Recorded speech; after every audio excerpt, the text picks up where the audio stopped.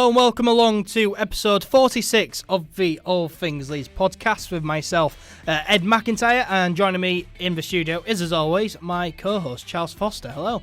Hey mate, how you doing? I'm not bad, how are you? Well, I mean, traffic was murder on the way here, but other than that, it's fine. It was. Need to be quite rapid tonight, so I'll leave it at that. Yeah, you will? Are you well? Yeah, I'm good. Sorry. Yeah, I'm buzzing after that 4-0 win at the weekend. It's December as well. It's December. It's officially Christmas time. It's allegedly the most wonderful time of the year, but I'm yet to see any evidence of that. It is the most wonderful time of the year. No, the most wonderful time of the year is when the sun stays in the sky for more than 20 minutes a day. I love Christmas. I love Christmas time. Well, I hope you're up for talking because we have plenty to discuss here in this episode of the podcast. We'll, of course, look back on last Saturday's game. Leeds United thrashing Middlesbrough 4-0 at Elland Road, of course. We'll also need to look at the Leeds United U23s and their win, as well as discuss our FA Cup third round tie away against Premier League side Arsenal. Exciting. We'll also look at other bits of news that has come out of Elland Road this past week before looking ahead to Leeds United's next two games. First, it's a short trip to Huddersfield Town on Saturday before we host Hull City at Elland Road on Tuesday night. Plenty coming up here on the All Things Leeds podcast.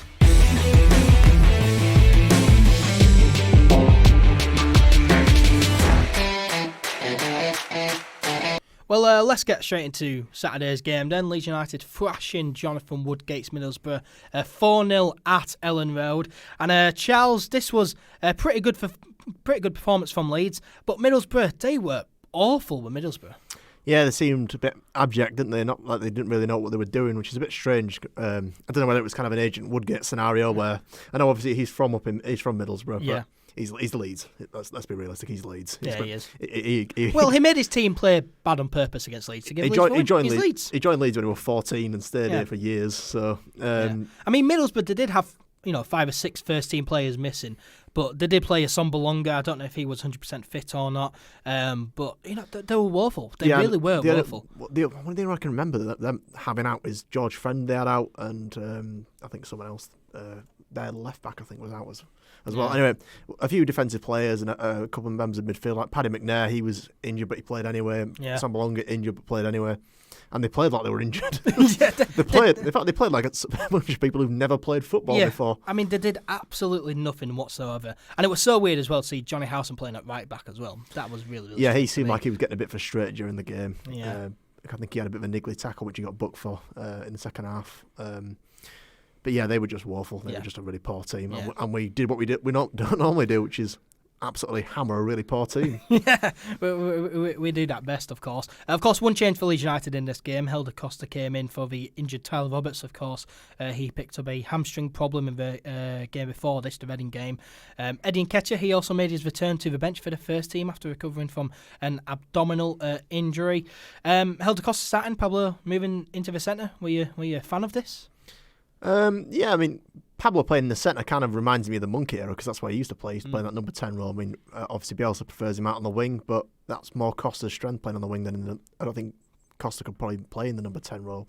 But I thought, they seem to complement each other quite well. Because I was going off the extended highlights because I wasn't at the game. You were, even Chris were. I was in the gantry. Yeah, you were in the gantry? Yeah, thank you to LS11 for putting me in the gantry. But so I'm going off that, but it seemed like they kind of connected very well. And the forward line in particular seemed like they were all wanting to get on it. Click had a really good game. So. And it seemed to be well up for taking punts from the edge of the box, as we will go on to talk about in a minute. Yeah, absolutely. So we scored really early on, but we could have scored even earlier than what we did, really. Luke Ayling, he killed a shot from just outside the box with his weaker left foot, went just wide of the left post, but we then did go 1-0 up on 3 minutes through Patrick Bamford. His initial header was saved, but back in from Pablo Hernandez on the left, and Bamford headed in to get 3 goals in 4 games now for him, which is good. Yeah, it was like a swan dive Robin Van Persie at the World Cup type of header, wasn't it? Yeah, it was a really weird header. But it was only about 4 yards out, but he absolutely wellied it in with his head.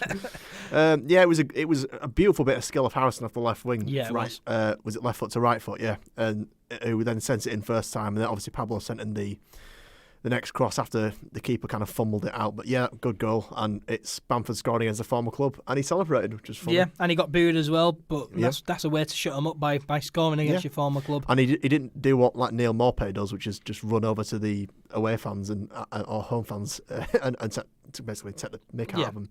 He decided to just run round past the south stand towards the cheese wedge corner, the south east corner. Yeah, he made a lot of a celebration. Absolutely. But fantastic goal. 3 goals in 4 games now for him, which is really good. He's in really, really good form, is Patrick Bamford at the moment. So hopefully he keeps it up. And he got denied one by an own goal as well, so he should actually have 4.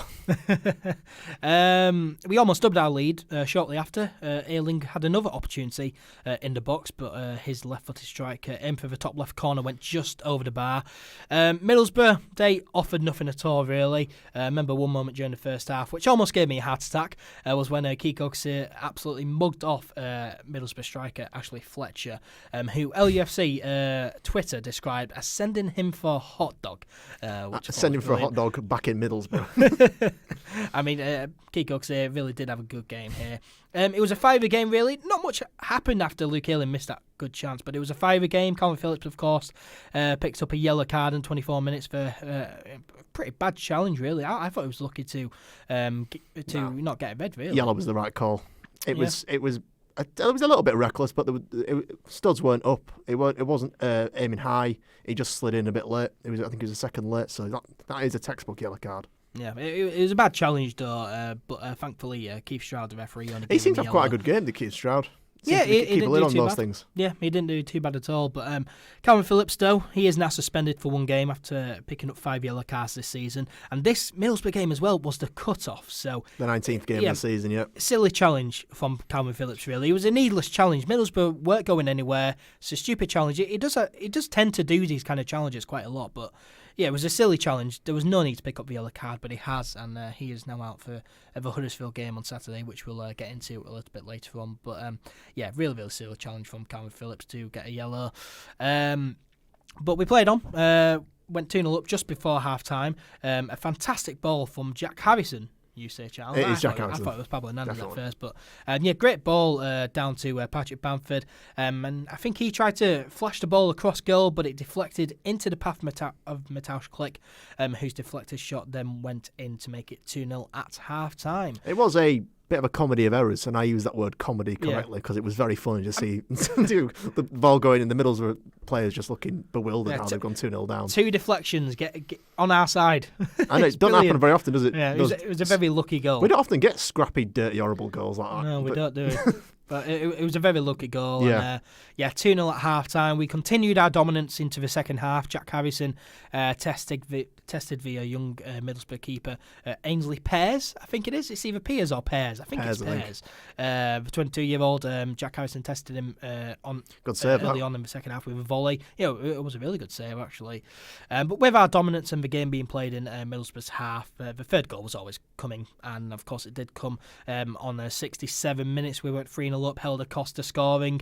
Really good play, actually. Nice build-up, Klich. And Helder Costa linking up well. He shouldn't have had the opportunity to score, though. There were two defenders right in front of him who both missed the tackles completely. And he just had a punt. And even the shot goes straight through the goalkeeper. Yeah, no, the keeper should have done better, and also the defenders should have done better. But Helder Costa, he did well to get into the box and get the shot off. Good goal to make it 3-0, and it was 4-0 shortly after that, 6 minutes later, 73 minutes. Short corner routine, this one. I know that you're not a fan of short corner I'm fairly critical of short corners, but it seems like for this team, that might be the best way to go about it, because we don't have any height in the team, so why not do short corners? Yeah, exactly. So, Calvin Phillips, he took the short corner, gave it to Pablo Hernandez, back to Calvin Phillips. He'll gave it to Mateusz Klich, and then on the edge of the box, curled a beauty into the top right corner. The keeper, no chance.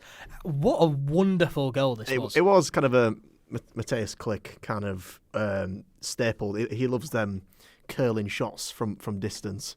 But he did have a lot of time and space. Yeah, he even probably too much. Watching the goal back, he even has time to kind of move backwards a bit, and then to line himself up.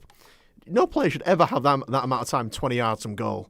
No, the Middlesbrough players are just watching him because they think, he'll have a punt here, but it won't go in. And he had a punt, it went in the top corner. He went in. Goal of the season, that, so far. And I'm still a sucker for the first goal we scored this season. What, Pablo Hernandez? On the turn, top corner, left foot. Yeah. That was a really good goal. I could watch this Mateusz Klich goal over and over again. I thought it was sensational. What a fantastic goal it was to make it 4-0. If it couldn't get any worse for Middlesbrough, we brought on Eddie Nketiah for Patrick Bamford shortly after. But the damage had already been done, though, and we ended up winning 4-0 to take all 3 points. It was taking the piss a bit, bringing on one of England's best prospects when we were 4-0 up. Yeah. who even with a twisted testicle managed to come on and make Middlesbrough look average. I mean, of course, we don't know that for certain. But, that's the rumour going around, though. But yeah, Eddie Nketiah coming on to make his appearance for the first team again, because of course he's been out with injury. But the damage had already been done by the time he come on, and we end up winning 4-0. The 11th clean sheet for KALVIN in all competitions this season. KALVIN also made 30 successful passes against Middlesbrough, more than any of Middlesbrough's players. Are we not going to mention that free kick from KALVIN PHILLIPS, which got palmed over the bar? That was another good serve. Yeah, it was. At the end of the game. Yeah. I know we've been a bit critical of KALVIN's free kicks in recent weeks, but that was a good effort. I think he's a good free kick taker. Not like for shooting wise, but delivering into the box. That was a good shot, though, to be fair. Yeah, it was. Right, and we'll move on because we're short time. Yeah, but a 4-0 win for Leeds United. 11th clean sheet, as I say, for KALVIN in all competitions this season. Made 30 successful passes against Middlesbrough, more than any of their players, which is brilliant. KALVIN had a really, really good game here. Most clean sheets in 2019 in the top 4 tiers of English football as well. Insane. Absolutely insane. KALVIN really, really good, and hopefully he does not get a lengthy ban, but that's another story for another day. 5th win in a row for Leeds United, now 8 games unbeaten. Can Leeds keep it up? I mean, my head says no, my heart says yes. It's going to come undone at some point because no team wins every single game in a season, especially not in the league as horrible and as badly refereed as the Championship. But this weekend is going to be the tested game because it's a Yorkshire derby, a West Yorkshire derby. Away from home from home. So if we can go there and pick up like a comfortable 3 points, and you think, we might go on a big run here. Yeah. Because we got 7-game winning run last season. The record for Leeds United of all time is 9. It's not impossible, is it? Yeah. Can we go one better than last season? Win 8 games in a row, do you think? I'd like to think we can, but there's some difficult games coming up because we've got... Well, our next 3 games, so 5 wins in a row right now. Next 3 games, Huddersfield, Hull, which we'll preview later on in the show. 2 Yorkshire derbies. And then Cardiff, which they're all winnable. 2 Yorkshire derbies. Neil Harris has managed Cardiff City, the most Brexit team in the league, who were going to lump balls into our box constantly. Yeah. Getting it in the mixer in standard Warnockian fashion. I think it's going to be really tough, but you know, I think we can do it because Hull kind of blow hot and cold. Huddersfield are generally awful. They've lost the last 2 games. I know it's going to come back and bite me, but I'm saying that they are a dreadful team and a dreadful club. That's not inside words here. And Cardiff play horrible football. We are by far the better footballing team than Cardiff. So you'd like to think we can pick up 9 points, but you don't look any further forward than beating Huddersfield at the moment, do you? Exactly. After this win of Middlesbrough, though, we did go 1 point clear at the top of the Championship table. But that was until West Brom cheated their way to victory away at Deepdale on Monday night. A late penalty secured them a 1-0 win over Preston. Quite a controversial penalty, this one. I mean, it was a dive. It wasn't a penalty. It was a blatant dive. The referee, as I said on Twitter, was in a different postcode when he made that call. If you look at the picture of when the player goes down, there's about 20 yards behind him. The referee is nowhere to be seen. He makes that. He's seeing that through his binoculars in the distance, and has made that call. If you don't know it's a foul, you do not give the penalty. Yeah, exactly. West Brom cheating the way to victory. 90th minute penalty. I was unbelievably annoyed at the time. I mean, a lot of fans said, talk about deception. Deception of a match official. Look at Patrick Bamford, but at least he got banned and it didn't change the outcome of the game. This has changed the outcome of the game, and also, they're not going to get 2 points taken off him, are they? So Bamford didn't win a penalty doing his deception. All he did was get El Ghazi sent off, exactly. who had his sending off rescinded immediately. Yeah, exactly. You're not going to take 2 points off West Brom here. So awful. It was awful Monday night. I thought Preston were going to get a good point there. Do us a favour, but no, West Brom felt as though they had to cheat to get a victory away at Preston. But we do remain in second place though, and we are now 5 points clear of third place Fulham. So we're in a strong position right now, aren't we? Yeah, but again, it's kind of reminded me of the Monk season with Fulham just lurking behind us, waiting to strike at any point. And I know we're 5 points clear of them, but we're playing them shortly out. We're playing them down in London shortly. So that'll be a game we need to win. So we play Huddersfield or not Hull. lose. Yeah, so we play Huddersfield, Hull, Cardiff, and then it's Fulham away. We need to go down there and not lose. That's all we need to do. Absolutely. But we can afford to drop points now. We can afford to draw against them, but we just can't lose because they'll just gain too much ground on us. Yeah, absolutely. Moving on then, the Leeds United under-23s, they also picked up a victory this week in the Professional Development League. They beat Sheffield United under-23s 2-1 at Thorpe Arch last Friday. It was a good game too. Elland Mezier saved a penalty just before half-time to keep the score at 0-0 heading into the break. Then in the second half, all 3 goals in the game came in the space of 4 minutes. So Ryan Emerson made it 1-0, then it was 1-1 before Mateusz Bogus made it 2-1 to Leeds with a really, really good free kick. Really good free kick, that top corner. What is it with our Polish players scoring fantastic goals? I think Bogus is just a good free kick taker. He's in the kind of Beckham mould, isn't he? The kind of central midfielder that's just who loves a free kick. Kind of Lewis Baker if he was good. Even though Lewis Baker isn't good, but that kind of willingness to take on a dead ball scenario. Bogus has had that for a while. And I'm looking forward to him making the step up. I am, because a lot of people have said we probably need to sign a number 10 in January. But I looked at it. Mateusz Bogus in the under-23s is a good player, and I think that he does deserve a chance. He impressed in pre-season, yeah. And he impressed in the cup competitions as well. I think he's a great player, Mateusz Bogus.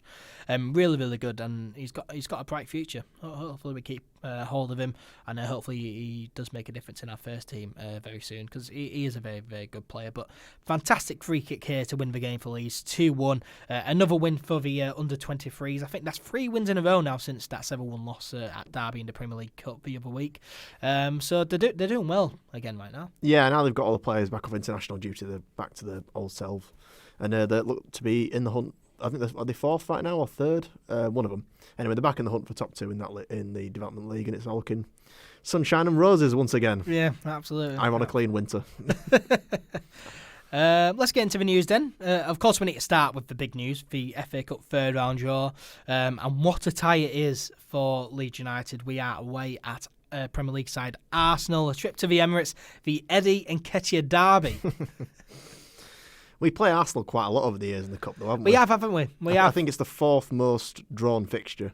Yeah, I think in the 91 season, we played against them 4 times in the FA Cup. Because that was the era when it was just, if you drew a game, it was a replay. Yeah, if you kept on drawing, it kept on going to replay. There was no such thing as extra time and pens, which is ludicrous.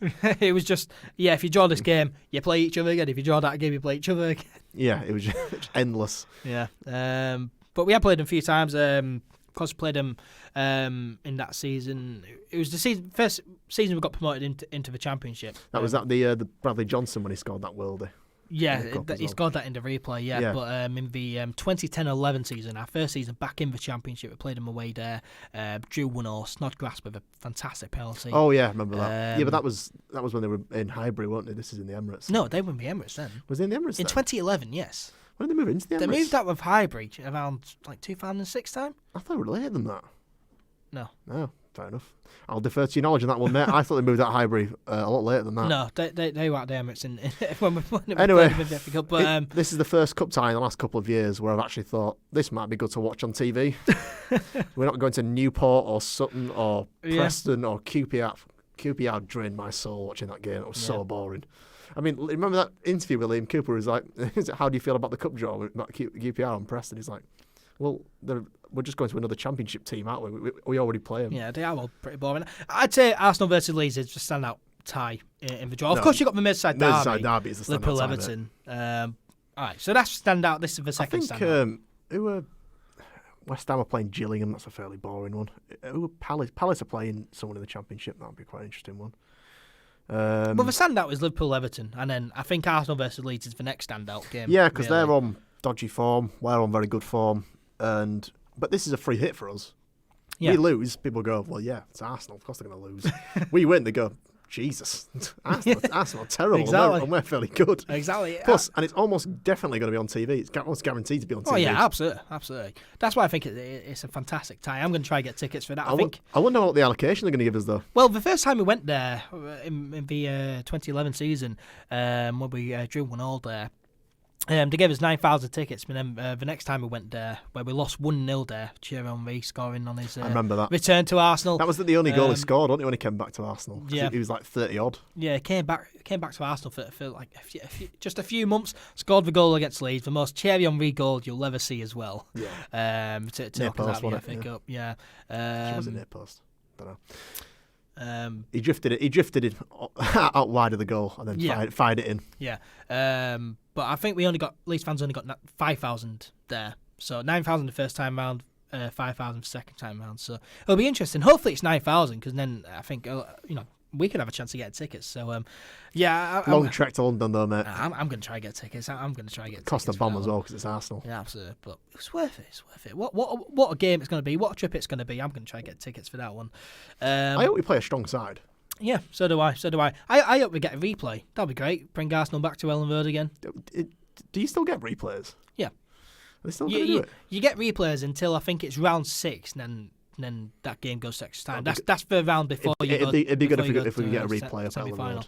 That'd be great because, I mean, of course, the first time I played them in the FA Cup back in 2011, that's not the first time I ever played them in the FA Cup, but the first time in my lifetime. Drew 1-1, but took it back to Elland Road. We lost 3-1 there, but Bradley Johnson, of course, scored that fantastic screamer. And then the second time round as well, Martin Keown before the game getting on that ball TV. smashed into his head. Yeah, so great memories from it. Was that Michael Brown who did that? I think it was Michael Brown. Yeah, Michael Brown, yeah. And then Keown was like chasing him around the stadium. Some good memories, but it would be good to get a replay.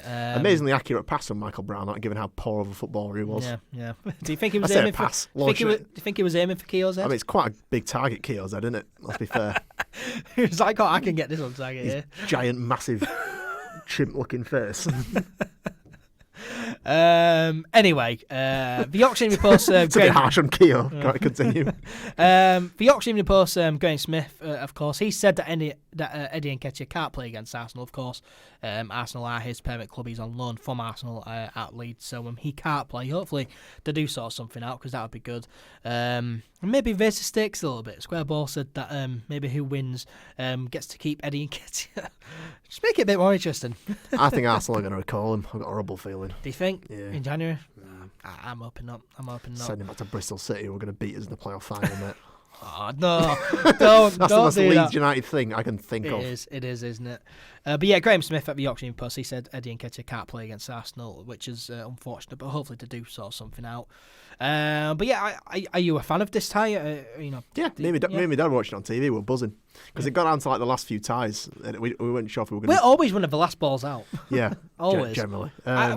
When we got drawn against Man United, we were the last tie to be picked. Yeah, Tony Adams pulled the number out and he was like, "Oh, definite home win." I was like, "Shut up, you bloody miserable looking pisshead."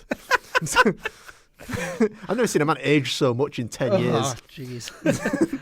But yeah, he was very confident. But like most of what I saw, Arsenal fans were like, they thought we were going to be a really tough draw. Yeah, I mean, Arsenal right now. I mean, of course, they're already on there. They've sacked Unai Emery recently. They've got in Freddie Ljungberg as the interim. They're going to get a new manager soon. They're playing pretty poor football. Got a really weak defence. So I mean, I reckon we have a chance against Arsenal. They might have hired Max Allegri by then. Right, but if they're still playing the way they are right now, when we come to play them, I reckon we have a chance. Yeah, of course we have a chance. It's the cup, man. They don't say the magic of the cup for nothing, mate. Yeah, we've got a good team, great manager, and a definite chance. Yeah, it will certainly be interesting as well to see how this Bielsa side does against one of the Premier League big boys. Was it last year or year before when Forest knocked him out 4-2 at the Emirates? No, that was at Forest. Was it at Forest? Yeah. Oh, I thought it was at the Emirates, at the City Ground then. But still, Forest knocking them out 4-2. Yeah, exactly. I mean, Arsenal, they have a vulnerable side. And it'll be interesting to see how this Bielsa side does against one of the Premier League big teams as well. In a competitive match, of course, we lost 4-0 against Man United in a friendly in Australia in the summer. But it's a competitive match. It'll be very, very interesting. I'd say that we play better football than Arsenal. Yeah, definitely. So, yeah, it'll certainly be an interesting game. They've still got those kind of star-studded players to bring on, there, like Lacazette and Aubameyang and Mesut Ozil off the bench if they're losing, which we will not have to bring off the bench. But it'll certainly be an interesting game, and it's one that I'm very much looking forward to. I'm sure you're looking forward to it very much, and I'm sure that every Leeds fan is looking forward to that game very much. And the FA Cup third round ties will be played from the 3rd to the 6th of January 2020. So keep an eye out on the date, and when tickets go on sale, I'm going to try and get myself down to that. Some other news to go over then. Leeds United have given some youngsters contract extensions. So 18-year-old under-18s player at Leeds, Jack Jenkins, has signed a contract that runs until the summer of 2023. And Leeds United under-23s midfielder Jordan Stevens has also signed a contract extension, keeping the 19-year-old at the club until the summer of 2022. This is good. Good that the club are giving bright youngsters long-term contracts. It makes a nice change. Yeah, it does. To losing our good young players on a free, or having to go to a tribunal in the case of Charlie Taylor to get £6 million or whatever it was. Yeah, it's nice to see things like that. But I don't know much about Jack Jenkins. I've not seen much of him. I know because he's been playing for the under-18s, hasn't he? But John Stevens is a bit surprised he signed that, because there was rumours of him being a bit homesick, wasn't there? And not really settling in. Obviously had the whole gambling thing, which he eventually got sorted out, and he served his time for that. But when I've seen him play in the under-23s, John Stevens, I've been impressed with him. I think he's a good talent. I think it was another bright buy from Forest Green, didn't we? John Stevens. I can't remember where we got Jack Jenkins from. Do you know anything more about Jack Jenkins? I'll Google him right now. But John Stevens, of course, fantastic youngster, and it's good to have him on a long-term deal. Of course, unfortunate about that gambling ban, isn't it? But he's back at it, back playing for the Leeds U23s, which is fantastic to see. Jack Jenkins, he does not have a Wikipedia page set up yet. So no. He's a 17, 18-year-old footballer who's never played a professional game. It doesn't really surprise me. He doesn't have a Wikipedia page. But yeah, the under-18s seem to be kind of going along nicely, don't they, with the form? So you would assume he's a good player. Yeah. Sorry for the lack of detail there, by the way. Yeah, sorry about that. Good that the club are giving these bright youngsters long-term contracts. So Jack Jenkins and John Stevens tied down to long-term deals. Some other news to go over as well. The Don Revie's boys, they've been given the freedom of the city. They have. Eddie Gray with his rousing speech today. Also the City Council saying some very nice things about Leeds United. How that team kind of made the city as known as it is, because even though we sing the song "We're not famous anymore" and we aren't famous anymore, the footballing world, and particularly the English footballing world, knows who Leeds United are because of that team. I mean, I know they've only honoured the team from 68 to 74. I think it's a bit dodgy given we won the because that's obviously 74 was the end of Revie's time at Leeds, but like Jimmy Anfield got us the European Cup final in 75. I think it's a bit out of order. We didn't include the guys that got to the European Cup final. Yeah, exactly. But yeah, that kind of period in Leeds' history when we won the League Cup in 68, obviously the FA Cup in 72, league titles in 68 and 74. So that is the kind of trophy-laden era of Leeds United, the best team we've ever had. Yeah. And the vast majority of our legends are in that team. Yeah, exactly. And obviously, I know Jack Charlton couldn't be there today, but Eddie Gray was there. I imagine a few of the other lads was there, and he sort of looked at kind of cursory glance at it today. But it's to give them the freedom of the city. I think it's only right. Norman was there today as well. To give them the freedom of the city is only fair. They put this city on the map for sport. They did. Yeah, they did. And I mean, Don Revie's team, they were probably the best team in the world at that time. Wonderful football inside. I mean. I think it was Johnny Giles who said in an interview, it was like teams used to turn up with either like one or two mindsets. If they wanted to turn up and play football, we were a great football inside and we could outplay them. If they wanted to turn up and just scrap with us and have a fight, then we could do that as well. Yeah. that George Best quote as well, and he says that every team had a hard man and Leeds had 11 of them. just used to turn up. The thing is that they got a very bad rap because the press painted them in a bad light, and they were kind of hard footballers in a hard footballing era. They played football how they knew to win, which was if they could get away with Eddie Gray with a wonderful bit of skill, then they would do it that way. And if they could have Nolan Hunter and Billy Bremner and Jack Charlton chopping people down on the halfway line with 2-footed challenges, then they do that. Then they do that. But they're a fantastic team, and I'm rambling on a bit now. So Yeah. I'll give it back to you. Yeah, but fantastic that they've been given this honour, and I'm looking forward to all of them flocking their sheep around Leeds City Centre, because that's what it means. They're allowed to move sheep or whatever. I think that is a benefit of it, but I think it's the highest civic award you can receive. Yeah, it is. It's a fantastic honour. So yeah, really pleased about that. Well, let's now look ahead to Leeds United's next game. It's a small matter of a Yorkshire derby, a West Yorkshire derby, this Saturday away at Huddersfield Town. And Charles, this has got to be a win, doesn't it? I dislike Huddersfield intensely, as it may have come across earlier. I think it should be a win, yeah, because they're just a club full of people with chips on their shoulders and an inferiority complex. But they've lost the last two, haven't they? I'm not aware. They haven't won in a while. I think well, they haven't won any of the last 4 games. Yeah, I think they picked up a couple of draws here and there. Yeah, they won at Brentford away. They look like they had a bit of a. Every team that gets a new manager has the new manager spike, don't they? The team realise that. But then they return to shit. Yeah, and then they return to, like Stoke, a perfect example of this. They've gone back to being shit. Yeah, exactly. Losing to Blackburn at the weekend, but that's irrelevant.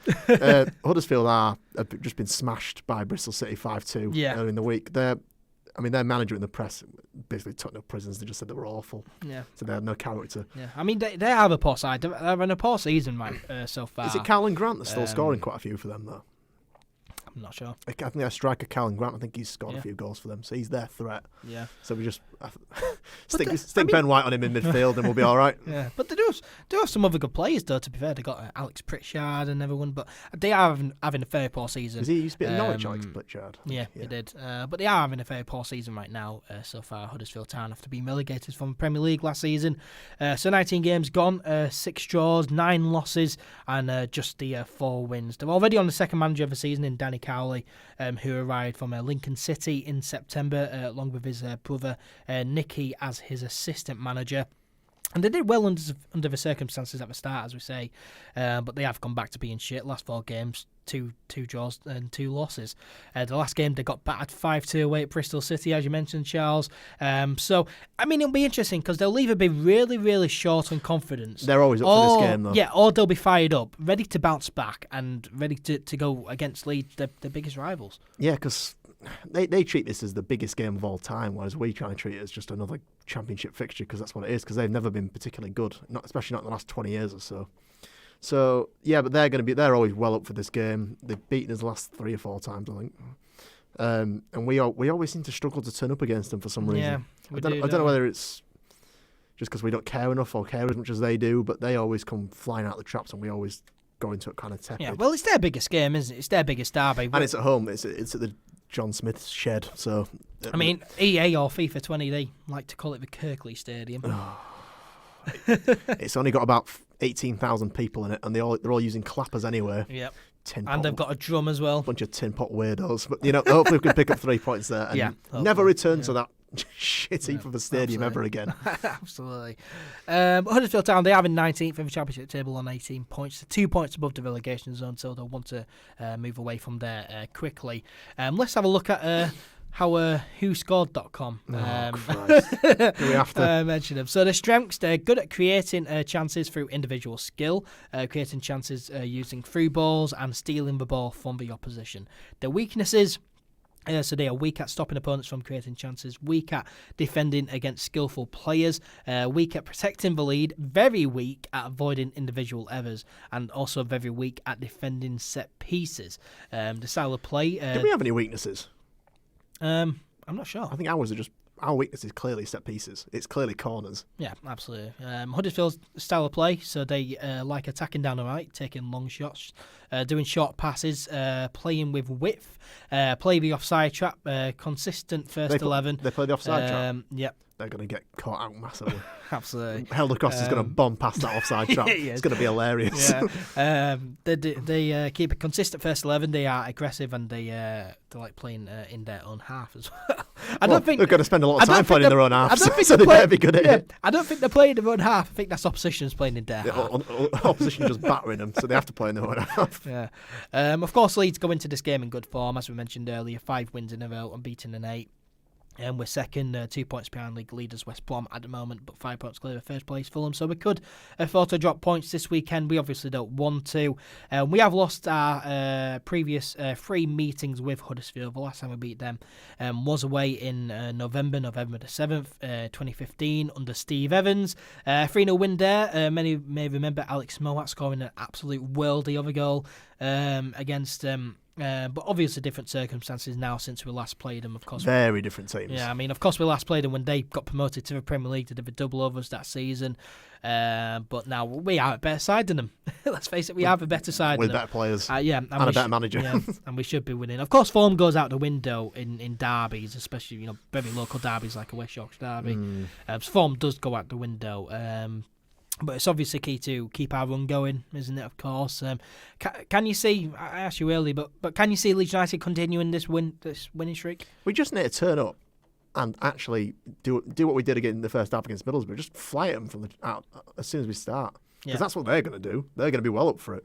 So we just need to start the game and attack them immediately.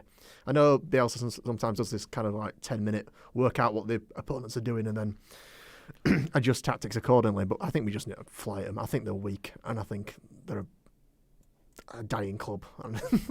I think at the moment they're in a really bad place, and I think we could just give them one last punch in the face before they go down, which would be nice. Score prediction for Saturday? 2-0 Leeds. 2-0 Leeds. I'm gonna go 3-0 to Leeds United. I'm confident. I'm confident about it. Then again, I bet Carlin Grant scores against us. Yeah. Also for you, of course, PHILLIPS, he's out for this game, so who plays there for you? Last game against Middlesbrough, we saw Ben White play there. The latter stages of the game, Bivardi came on at centre-back. Would that be your option? Would you do that? I would Ben rather... White? I think we're going to, but I would honestly rather, if we had Adam Forshaw fit, I would literally just chuck Forshaw in for the game. Because I don't want to disrupt the centre-back partnership of Cooper and White. Yeah. But I think that's going to have to be the case. I think we're going to have to do... Yeah, because Forshaw, he looks like he's never going to be fit again. Yeah. Let's face it. Hopefully he does make a recovery before Saturday's game. But of course, if he doesn't, then Ben White going in... Jamie Shack was also a bit touch and go with whether he's going to be fully fit or not. So I think it's going to have to be White in the DM role. Yeah, but it's that holding midfield though, which we don't really have options because I had a few people tweet at me this week saying to put Mateusz Klich back there. I don't think Mateusz Klich is a defensive midfielder. Also he's just scored 2 goals against Middlesbrough. One of those fantastic goals. I wouldn't drop him back. What's the point in dropping him back? He's not got the physicality for it. Yeah, exactly. So what's the point in dropping Mateusz Klich back there after 2 goals in his last game?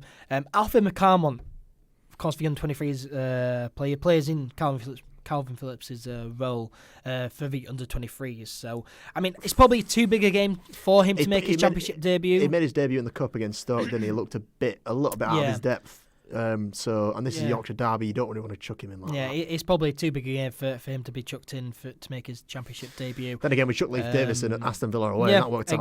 Exactly. So for me, you either put Alfie McCarmont in there, you risk it, put Alfie McCarmont, or you do what Bielsa did at the back end of the Middlesbrough game. I'll put Ben White there and then Bivardi at centre back. I think Ben White could do a job there. He's always sprinting out with the ball and running through midfield and playing really nice through balls. So it'll certainly be an interesting one to look out for.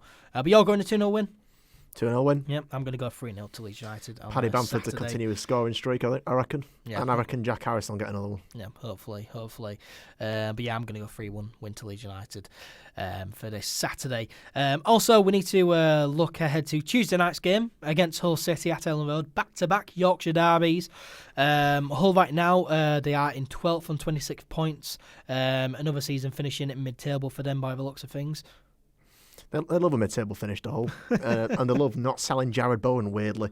Yeah, given how many goals he scores for them. I mean, how has Jared Bowen not left there yet? He's fantastic. He's exactly the kind of player that Spurs would sign. Very, very good English. But instead they signed Jack Clark. Yeah. Out of the two of them, they made a poor choice, given they could have probably got Bowen for like 12 mil. Yeah. We could do with Jared Bowen, couldn't we? Yeah, I reckon if we go up, I reckon we should sign him. Yeah. Whether or not he would come from Hull to Leeds is a dodgy one. That's another question. But he's a good player, and he scored twice against us last time we played him at home. He did. In a horrendous game. Yeah, he is a good player, and Jared Bowen is certainly a player to watch out for. Right now, Hull, the last 4 games, they've won 1, drawn 1 and lost 2. They take on Stoke City at home this Saturday, so it's probably a win for them. Probably Stoke 3 City, points. second from bottom, of course. So, yeah, probably 3 points for Hull City there. Leeds, of course, unbeaten in 5 of our last 6 meetings with Hull. 3 wins, 2 draws, and just the 1 loss, of course.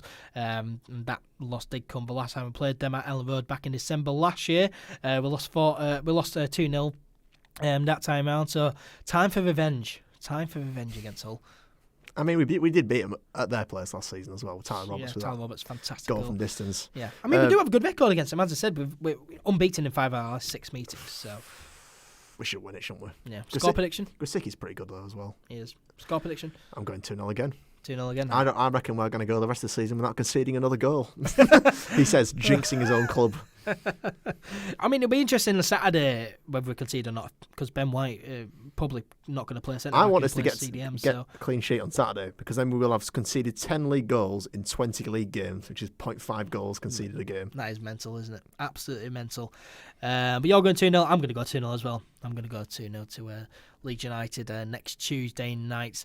But that does bring us to the end of episode 46 of the All Things Leeds podcast. Thank you very much, as always, to Charles for joining me in the studio. Cheers for having me on, mate.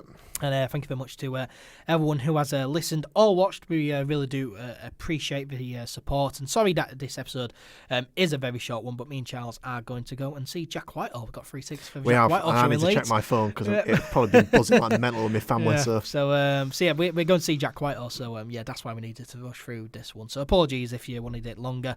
It is a fairly shorter podcast here. But if you still enjoyed, then why not subscribe or follow the podcast? Give us a 5-star rating on Apple Podcast if you're listening on there. Share it around as well. Make sure to follow All Things Leeds on social media. We're on Facebook, Twitter and Instagram. Search All Things Leeds 1 on Twitter and Instagram. Search All Things Leeds on Facebook. Subscribe to the YouTube channel as well if you haven't already. Just search All Things Leeds on YouTube. Me and Charles, we will be back next week. But for now, take care and we'll see you soon.